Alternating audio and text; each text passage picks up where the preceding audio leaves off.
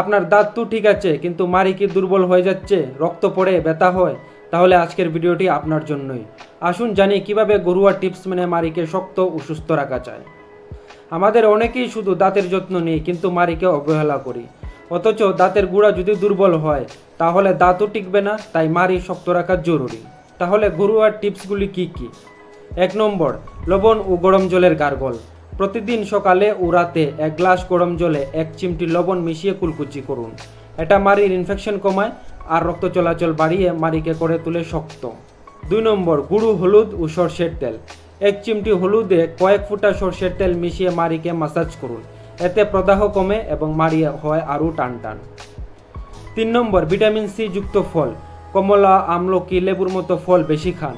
Vitamin C মাড়িকে করে তুলে infection রোধকারী ও শক্তিশালী। 4 নম্বর, তুলসী পাতার পেস্ট। তুলসী পাতা বেটে মাড়িতে লাগালে ব্যাকটেরিয়া কমে এবং প্রাকৃতিকভাবে মাড়ি সুস্থ থাকে। 5 নম্বর, পর্যাপ্ত জল পান করুন। দেহে জল কম থাকলে মুখ শুকিয়ে যায়, ফলে ব্যাকটেরিয়া জন্মায় বেশি। পর্যাপ্ত জল খেলে মুখের স্বাস্থ্য ভালো থাকে। এই টিপসগুলো যদি আপনার উপকারে আসে তাহলে এখনই লাইক দিন, বন্ধুদের সঙ্গে শেয়ার করুন, আর এমনও হেলথ টিপস পেতে সাবস্ক্রাইব করুন চ্যানেলটি।